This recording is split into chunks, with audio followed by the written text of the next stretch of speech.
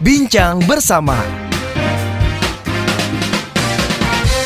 Hai small listeners, happy weekend. It's time for podcast Bincang Bersama. Kali ini Audrey kedatangan satu tamu yang spesial gitu ya, yang kayaknya lagi mencoba hal baru gitu. Langsung saja kita sapa, ada Nabila Elisa. Hai. Hai Kak. Nabila, apa kabar? Baik, alhamdulillah. Baik, alhamdulillah. Sebelum kita ngobrolin karirnya Kak Nabila, aku pengen main games gitu ya. Kita mau langsung main ya? pilih-pilih aja gitu, pilih-pilih yang cepat gitu ya. Dari beberapa pilihan ini mungkin Kak Nabila lebih suka yang mana gitu ya, supaya kita lebih kenal Kak Nabila gitu ya. Oke, yang pertama, ini kita seputar makanan dan kuliner ya. Pilih telur ceplok atau telur dadar? Dadar. Oke. Enak lagi dua-duanya, gimana ya? Pakai kecap, nasi anget. Udah cukup kayaknya. Aduh, enak banget Cukup langsung. ya, oke. Kalau ayam bagian paha atau dada? Paha. Paha ya, oke. Kalau nasi goreng, nasi uduk? Nasi goreng. Nasi goreng, kenapa nasi goreng? Nasi uduk enak juga, cuman kayaknya aku lebih sering makan nasi goreng sih daripada nasi uduk gitu. Oke. Kalau nasi goreng campurannya apa biasanya? Paling suka sih nasi goreng gila yang ada hati Bakso, ampelanya gitu ya. telur, semuanya ya. Iya jadi satu. bener, enak banget. Enak banget tuh. Walaupun dia tidak sehat ya, tapi enak banget beneran. Oke, selanjutnya lebih pilih full makeup atau bare face? Sejujurnya aku nggak terlalu suka makeup, Oke. tapi terkadang ya tuntutan ya harus Tuntutan pekerjaan iya, ya. bener kayak gitu. Apalagi kalau lagi keadaan muka lagi nggak benar ya udah memang harus makeup gitu. Oke, pilih masak atau dimasakin? Dimasakin. Dimasakin. Tapi kalau Mager. Mager. Oke. Mager. Tapi ada nggak masakan favorit yang biasanya Nabila bikin yang kayaknya orang rumah tuh suka banget gitu? Jadi aku tuh kalau di rumah kan memang jarang banget masak. Jadi kalau sekalinya masak tuh aku ada masak makanan daerah aku. Jadi Oke. namanya itu asam jing. Mungkin kalau di Padang asam padeh kali ya namanya ya. Oke. Kayak gitu. Jadi aku suka masak itu. Tapi kalau orang rumah aku lagi masakin itu katanya sih enak banget. Enak katanya banget. gitu. By the way itu dari daerah mana? Aceh. Oh Aceh, berarti Nabila Aceh, asli bener. Aceh. Bener. Wow, oke. Berarti kecil besar di Aceh atau justru emang sudah merantau ke Jakarta sebenarnya? Dari kecil di Aceh, jadi SMA waktu itu ikut kompetisi baru deh ngerantau di Jakarta. Oke, dari situlah awal mulai karir. Tapi boleh nggak sih cerita sebenarnya masa kecil Nabila di Aceh itu gimana sih? Wah, masa kecil ya pastinya seru banget lah ya kalau ingat-ingat masa kecil kayak gitu. Tapi memang aku dari kecil udah nyanyi Kak. Oke. Gitu, kata mamaku aja umur 2 tahun 3 tahun aja tuh aku kalau ngelihat meja tuh pengen naik ke atas meja gitu. Pengen perform. Langsung berasa itu panggung gitu Oke. ya. Jadi memang sampai akhirnya aku masuk SD tuh aku udah ikut festival-festival gitu. Terakhir aku manggung dari panggung ke panggung dari aku kecil sampai akhirnya SMA aku ikut kompetisi itu dan akhirnya ya udahlah aku move ke Jakarta. Move ke Jakarta. Tapi gimana dulu? Karena kan banyak juga ya kita dulu hobinya nyanyi. Bener. Tapi orang tua udah belajar dulu deh nak. Nanti nyanyi-nyanyinya, nanti performnya dulu disupport atau mungkin orang tua lebih pilih kayak belajar dulu nak gitu. Alhamdulillah sih ke orang tua aku tuh support banget ya. Kayak memang dari kecil aku suka nyanyi pun, aku ikut lomba pun mereka dukung banget gitu. Walaupun pas aku udah mulai suka manggung-manggung nih di hajatan-hajatan orang gitu, memang agak terkadang mengganggu waktu sekolah aku kayak gitu. Akhirnya ada dibatasi juga sama orang tua. Tapi sejauh ini sih full support Sangat banget. support anaknya berkarir di industri musik gitu ya. Bener. Tapi kalau untuk apa namanya lomba-lomba di Aceh dulu, berarti cukup sering. Cukup banget. sering. Terus dulu ingat bawa lagu apa sih yang biasanya bikin Nabila menang gitu ya, mendapatkan piala mungkin di zaman dulu? Apa ya? Sebenarnya banyak banget sih Kak festival yang udah aku ikutin di sana tuh, tapi mungkin yang paling salah satunya melekat di aku juga. Waktu itu pertama kali aku ikut festival aku masih kelas 2 SD. 2 SD. Oke. Itu tuh kayak lagi acara festival liburan orang abis lebaran gitu. Aku sama ayah ibuku lagi jalan-jalan aja ke daerah itu. Ternyata ada perlombaan nih gitu. Dan itu dibuatnya untuk umum tapi nggak boleh untuk anak-anak. Mulai dari umur berapa gitu. Terus mamaku karena kamu mau nggak gitu kan? Mau gitu. Itu pertama kalinya.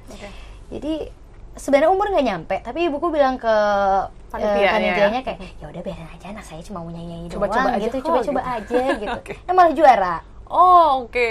Kayak gitu. Terus pernah juga waktu itu festival di beda kabupatennya aku itu festival se-Aceh. Yes. Itu juga sama. Umurnya itu harus 16 ke atas gitu ya. Tapi aku waktu itu masih SD kelas 5 kalau nggak salah. Dan ibuku juga kayak gitu, ya udah nggak apa-apa anak saya, yang penting ikut aja, yang penting dia nyanyi aja gitu. Menang juga gitu. Rezeki ya, nggak ada yang tahu. Iya betul. Berarti kan memang secara nggak langsung orang tua support ya supaya kamu ya percaya dirinya juga terbangun, terus juga berani tampil di depan orang gitu.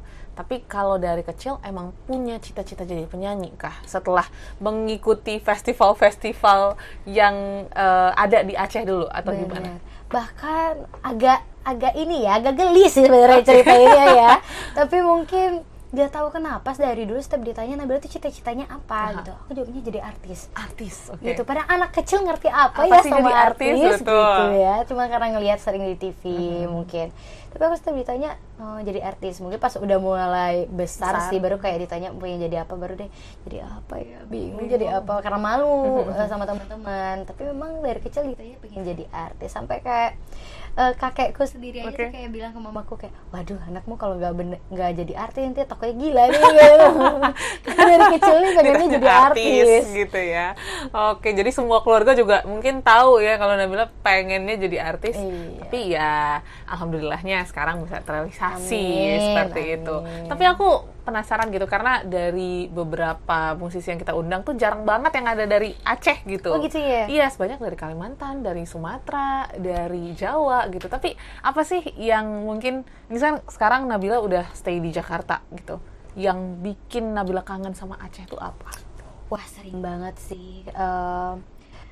Aku tipikal anak yang gitu juga sih Kak, kayak homesick ya gitu ya. Terus aku suka kayak dengerin lagu daerah aku kayak gitu, sering kangen. Tapi mungkin yang paling dikangenin pastinya karena daerah aku tuh adem banget. Aku di gunung ya tinggalnya. Terus di gunungnya tuh ada danau gitu, danau yang besar banget di sana, dan itu kayak manis banget gitu loh, kayak pemandangannya tuh wah luar biasa banget. Jadi kalau lagi pulang kampung pun tuh ngerasa sambil healing gitu. Mungkin itu sih yang sering dikangenin selain keluarga ya. Kuliner pasti dong. Apa tuh?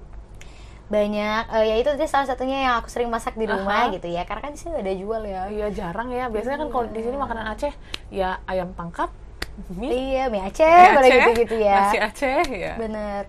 Yaitu asam jing, aku suka banget. Sama di sana tuh kita punya sambel. Jadi itu orang Belanda.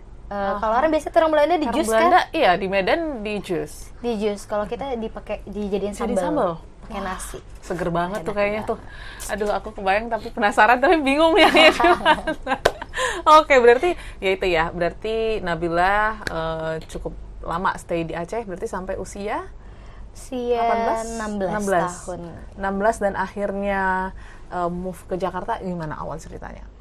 Wah, waktu itu kan aku ikut salah satu kompetisi di salah satu TV swasta. Semenjak itu, terus setelah kompetisi akhirnya kita tuh dikontrak gitu Kak. Dikontrak dan akhirnya harus tinggal di Jakarta gitu. Aku juga akhirnya pindah sekolah kan. Pindah sekolah dan ngambil homeschooling juga di Jakarta waktu itu. Ya udah, semenjak itu banyak hal-hal sih yang dicoba. Ya pertama kali menjadi anak rantau jauh dari orang tua, ya tinggal sendiri pula tuh kan. Ya macam-macam hal sih, kayak ya pelajarannya juga pasti pendewasaan diri aku juga gitu. Dan banyak dikasih wadah juga sama tempat kompetisi aku dulu gitu ya. Selain aku memang belajar nyanyi banyak dari situ, terus aku juga dikasih kesempatan kayak main FTV dan lain-lain kayak gitu. Jadi justru banyak peluang dan juga pintu yang kebuka ya yang bisa Nabila eksplor. Tapi karena kebetulan aku juga relate, karena aku juga dari Sumatera, aku dari Bandar Lampung. Dari Lampung. Ujung ke ujung ya kita Sumatera ya. Bener. Karena challenge banget gitu ketika kita move dari mungkin ya bukan di luar Pulau Jawa gitu ya, akhirnya datang ke Jakarta yang wow, ternyata gini ya tinggal di ibu kota gitu. Beda banget feel-nya. Tapi kan kamu culture shock betul. Nah, kamu sendiri gitu untuk akhirnya stay di sini, dan itu masih usia 16. Kalau aku di sekitar usia 20-an lah ya, di atas 20-an. Itu kan jadi challenge, apalagi masih SMA. Nah, itu gimana perasaannya? Pasti kan kangen rumah terus, tapi nggak bisa kan bareng orang tua di sini. Bener, kalau kangen sih pasti ya, tapi kan aku anaknya juga agak gengsian kayak gitu. Jadi waktu itu pasti kalau misalnya kangen sama orang tua pun nggak yang langsung pengen ngomong ke orang tua Ya, gitu, ada nahan-nahan ego-egonya banget gitu ya. gitu.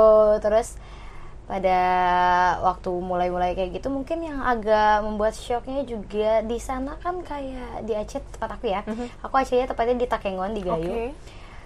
Itu kayaknya malam aja tuh habis maghrib ya. dan udah sepi banget kan. Tuh, di sini Beda banget. Sedangkan di sini kayak tuh aku ngerasa dunianya tuh malam. enggak, iya.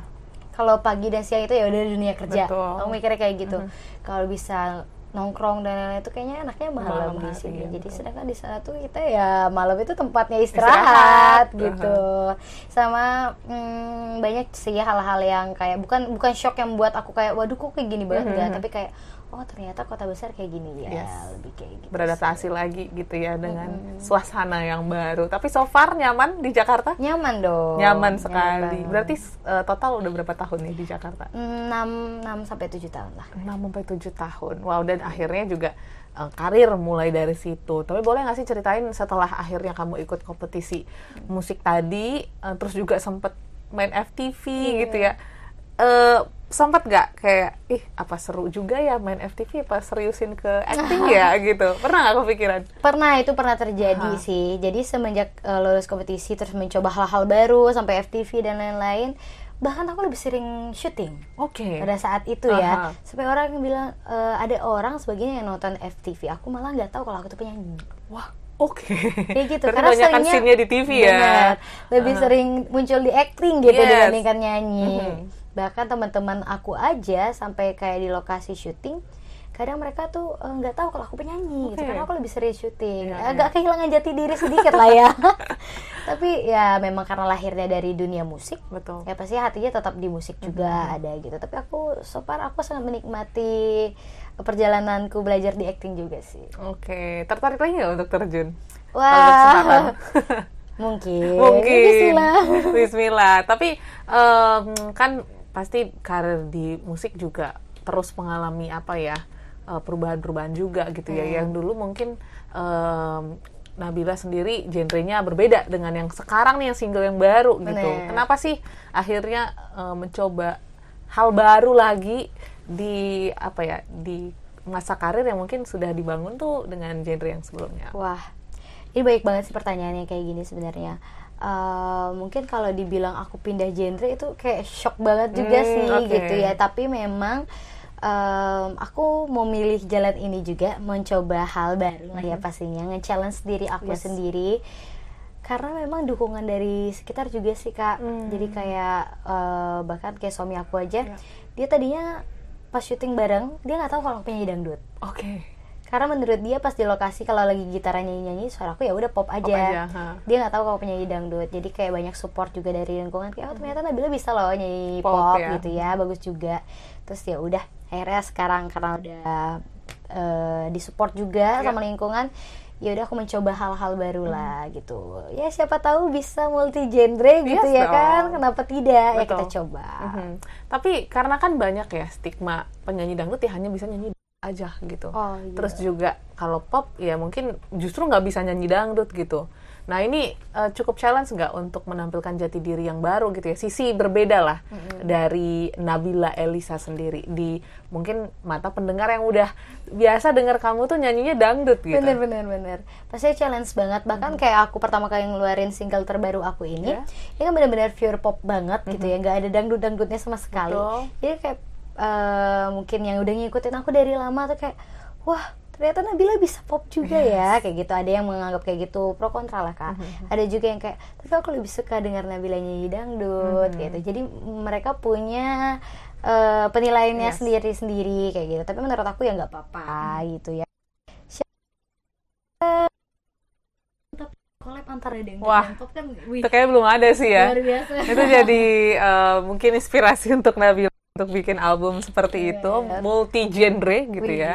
Itu pasti akan seru banget. Dan tadi kamu bilang kan banyak support dari orang-orang sekitar. Siapa aja sih support sistemnya seorang Nabila Elisa? Waduh, yang pastinya selain orang tua, aku kan udah nikah juga, ada suami aku gitu. Terus dari saudara-saudara, tim-tim itu support banget kayak gitu, manajemen aku juga support banget. Sampai kayak aku ngeluarin single ini tuh pun memang kan ini hal yang berbeda banget, kayak bahkan kayak Nabila tuh tapi beda ya kali ini kayak gitu. Tapi ya aku mencoba hal baru ini ya mungkin biar orang gak boring juga sih kayak gitu. Kadang momen dimana kita mencoba hal baru itu muncul banyak raguan gitu ya.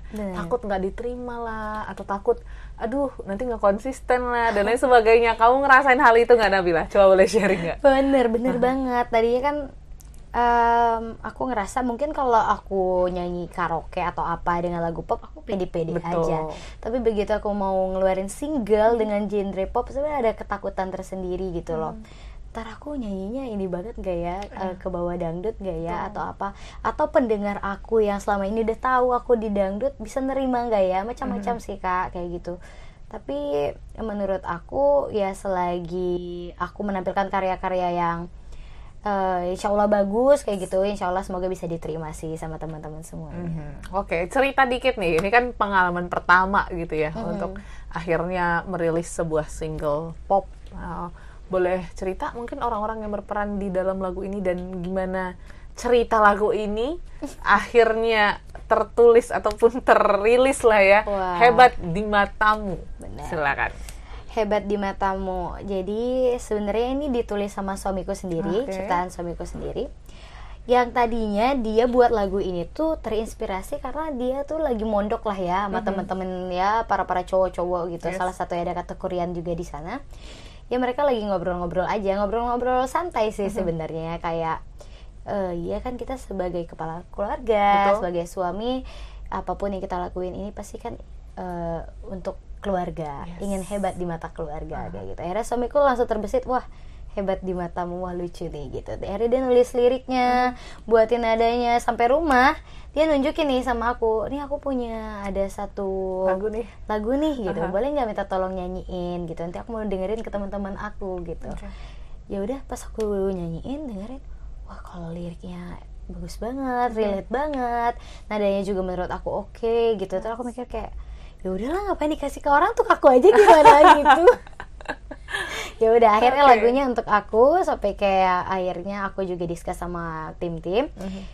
Kita langsung cari arranger pada saat itu, terus kita produksi video klipnya juga karena ini lagu universal Kak. Jadi kita nggak yang video klipnya nggak terlalu tentang cinta-cintaan banget gitu ya. Kita ngambilnya tentang kayak perjuangan seorang ayah pada anaknya.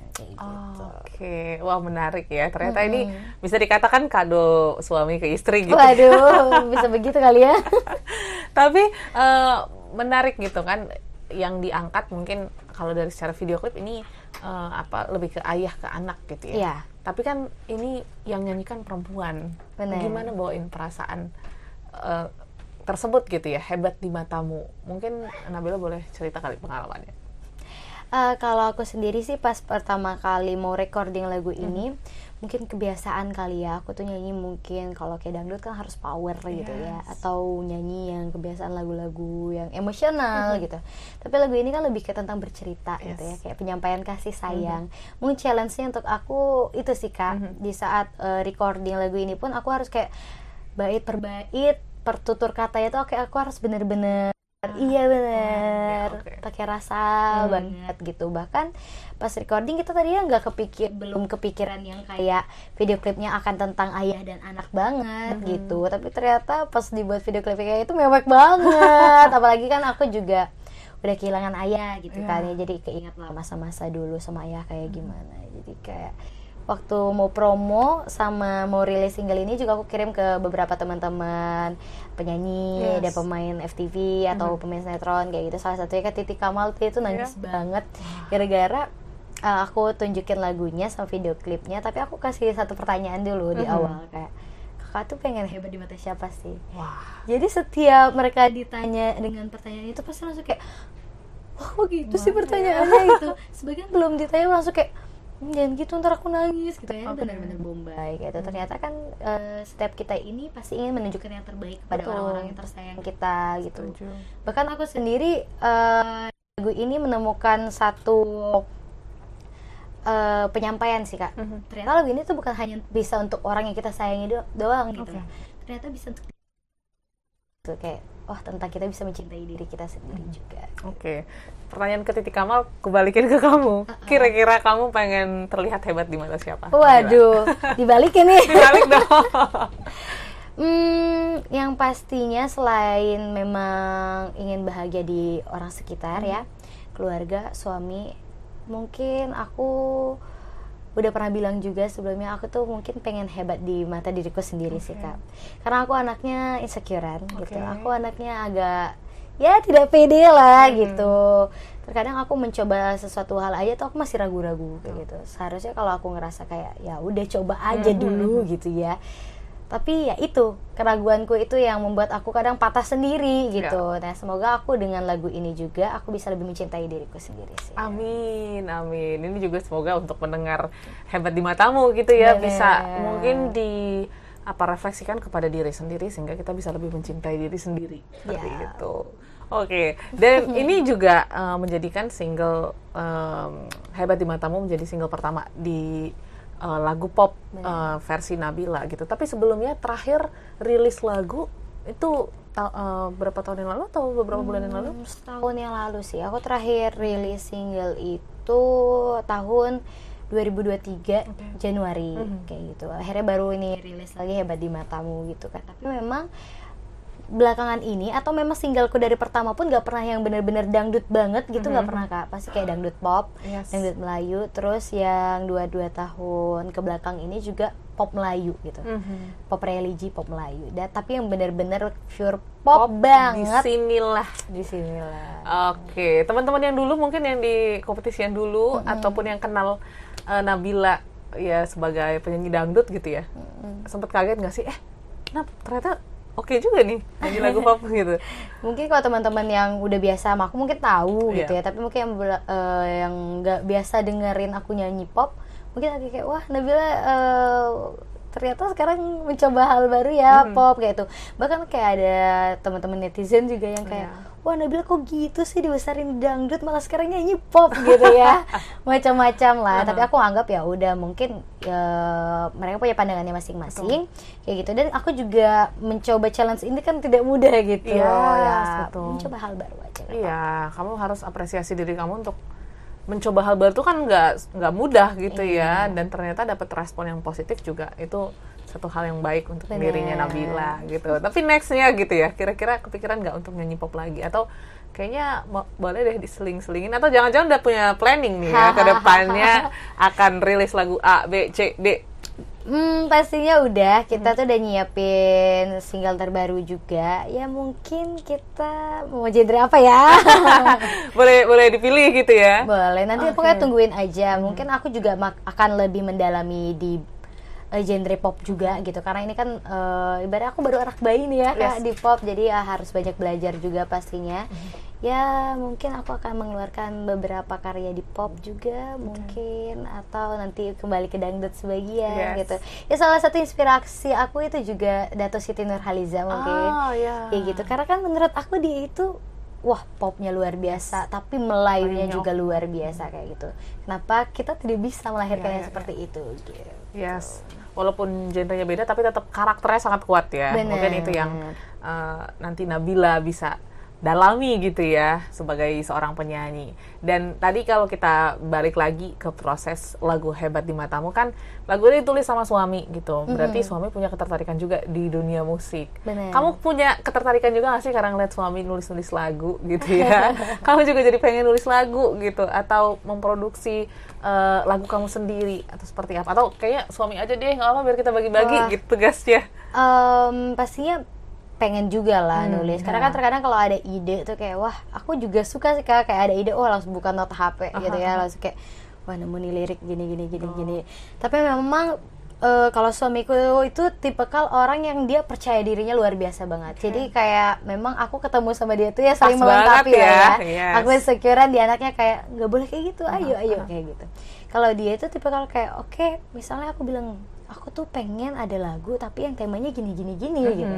Wah dia tuh langsung pikiran tuh Kak, langsung nggak bisa kayak oh oke, gini itu bisa tuh dalam hari itu juga selesai lagunya itu. Kayak kalau gini nadanya gimana, tapi kita biasanya setiap buat lagu juga pasti kita sharing gitu. Kalau misalnya nada yang menurut aku kayaknya kurang deh, ganti deh gitu. Jadi bareng-bareng. Berarti tetap ya mengerjakan posisi masing-masing, tapi juga saling mengajari hal-hal yang baru gitu. Dan ini juga menjadi apa ya, stepping stone lah ya untuk karirnya Nabila Elisa ke depan. Tapi yang pasti ada nggak sih hal-hal baru yang ingin Nabila coba lagi? Mungkin di film kah? Atau mungkin pengen dapat tawaran original soundtrack film kah ke depan? Apa yang mungkin menjadi mimpinya Nabila Elisa di industri ini ataupun di dunia entertainment? Banyak sih, namanya manusia kalau mimpi kan nggak habis-habis ya. Justru harus mimpi ya. Gitu kan? Kayak gitu. Jadi dari dulu tuh aku pengen banget dapat satu peran, tapi aku jadi pengisi soundtracknya juga gitu. Mungkin dalam waktu terdekat ini, jadi kan suamiku ada nulis novel juga ya Kak. Jadi insya Allah nanti novelnya itu akan difilmkan, kayak gitu. Mungkin nanti kita bisa jadi salah satu pengisi soundtracknya juga, kayak gitu. Ya doain aja ya, semoga lancar ya. Amin. Nanti mungkin boleh di spill juga ya. Boleh. Nanti Nabila boleh sharing ke sini. Tapi boleh nggak sebelum kita tutup perbincangan kita, karena ternyata udah hampir setengah jam nih kita ngobrol-ngobrol. Boleh nggak nyanyi sedikit Hebat di Matamu, mungkin bagian refnya aja supaya semua listeners dengar kemerduan suara Nabila Elisa. Silakan. Oke, dikit ya kita nyanyi ya. Aku dengan semua kekuranganku hanya ingin bersamamu, ingin selalu di sampingmu. Cinta ini memilihmu. Haruskah aku berjanji, cintaku takkan menepi, aku takkan menyakiti, sempurnakan cinta ini, menegarkan hati ini, takkan lelah ku jalani, semua aku lakukan hanya untuk hebat di matamu. Yeay, hebat di matamu. Terakhir aku mau Nabila kasih saran, tips and trick mungkin ya untuk, karena jujur banyak orang yang hidup di dunia ini berusaha untuk terlihat hebat di mata banyak orang. So apa yang harus diingat nih teman-teman yang sekarang lagi dalam proses menunjukkan gitu ya sesuatu di depan orang-orang disayang? Wah, kalau saran dari aku sendiri sih, kalau kalian ingin hebat di mata orang yang kalian sayang, pasti kalian tunjukkan aja rasa sayang kalian.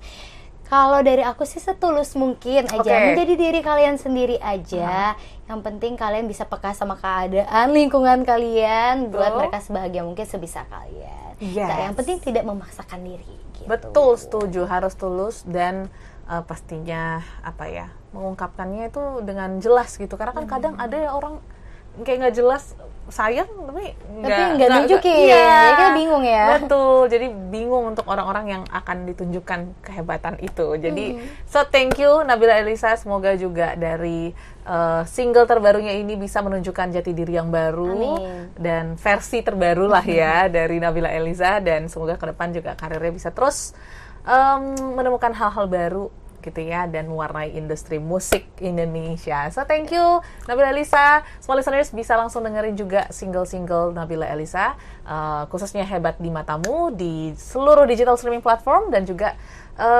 video musiknya sudah ada di YouTube-nya Rans Musik. Oke, kalau gitu thank you sekali lagi Nabila, dan juga semua listeners, terima kasih banyak. Kita ketemu di episode berikutnya. Bye-bye.